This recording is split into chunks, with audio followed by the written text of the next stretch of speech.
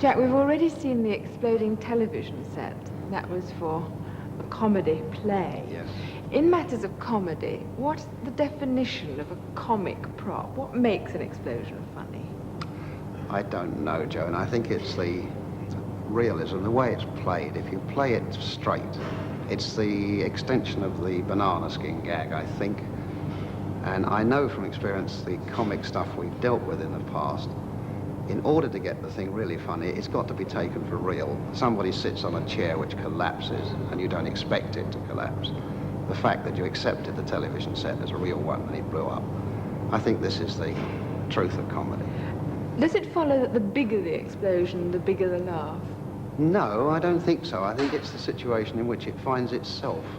A saucepan full of greens that suddenly erupt in the face of the actor always bring the house down. What's the biggest explosion, the biggest joke you've ever played on television? I think the biggest joke that I ever remember playing, it wasn't deliberate. We made a 20-foot white whale, which we took along Kensington High Street at 8 o'clock in the morning, stopped all the traffic. It was severely criticised by the members of the Natural History Museum, and we eventually floated it about in the Welsh Harp, and that really brought the house down, that one. Mm. Now, in the matter of schools' effects, that's a quite different matter altogether. Yes, it is.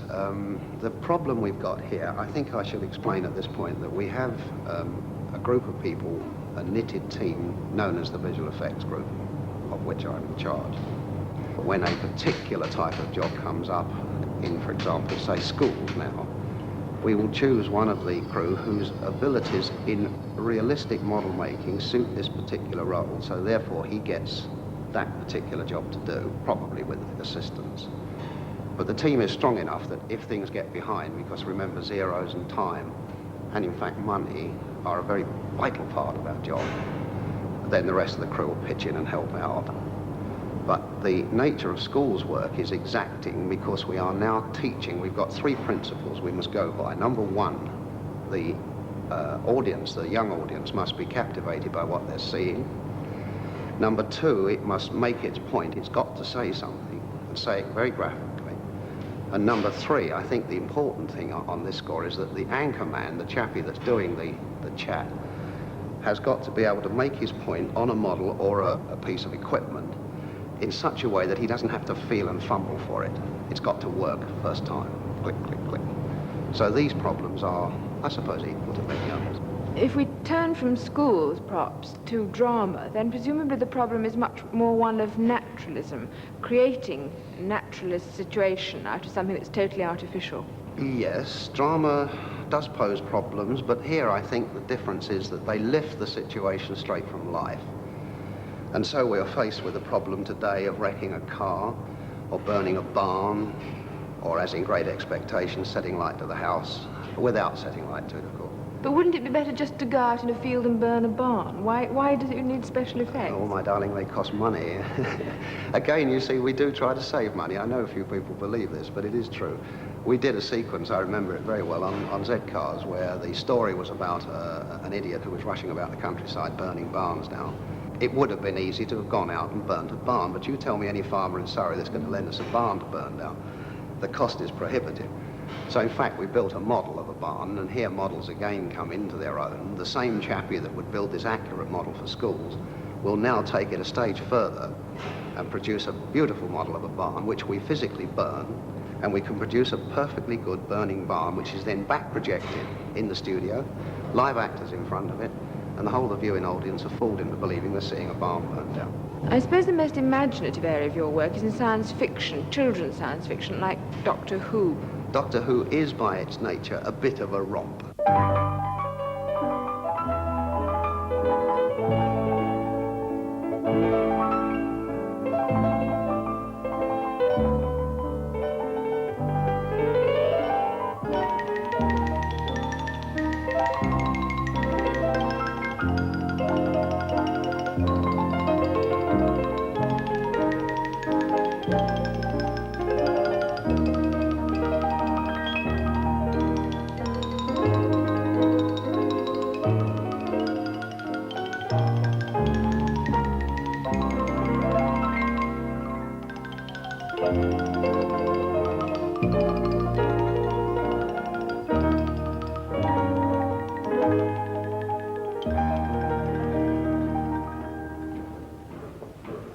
mustn't scare the pants off the kids too much, although we can take a certain degree in this direction.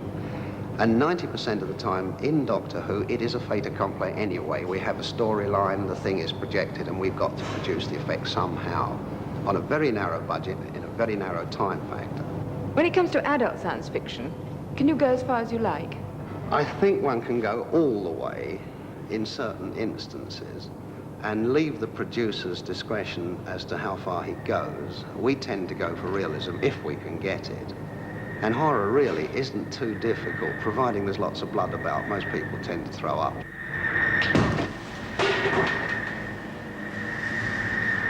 We're fairly well home. You know, severed heads lie around in my workshop all the time. We don't take any notice. But still, you'd be in trouble if the children's audience was throwing up all over their heads. Oh, we are. So you do have to control it. To a certain extent, yes. When it comes to adult science fiction, presumably you can let it... You can go all the way, I believe. I don't know how far we can go, or how far we've gone pretty way out on some of the stuff we've done. Well, which is the one that you found the most repellent? Well, I think yourself? one of the most revolting ones, apart from the severed head bit, as I've told you, was we had one which I found particularly horrible, which was a human soul in a hold-all. I think I found it revolting, not because I could see it, but because I couldn't. There was the moving thing in a hold. It could have been a golden hamster, but it looked terrible. Terrified me, anyway. Now, in the Humphrey Hastings series, the props that you're building for that are almost stars of the programme, aren't they? Yes. They must have been very difficult to do.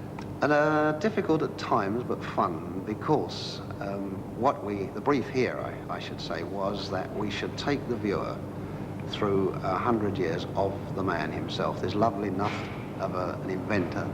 The problem itself has been basically research, because many of the bits of equipment that we were asked to produce were non-existent. And for example, there was a 1.5-ton steam engine in one of the early series, which we did in colour, by the way, which of course you can't drive by steam, so there were problems galore on that one. And here again, back to your first question, this was one where the actor concerned actually had to work the props himself, and he did work them so well. Well, having done inventions over 100 years, do you think in this department you might actually produce an invention of your own? I don't know. I doubt it very much, because most of us go off home at night and watch television or something equally ordinary. You don't follow it through into your Not on your life, no. We're all very suburban as far as I'm concerned, anyway. Jack Kine, thank you very much. Thank you, my dear.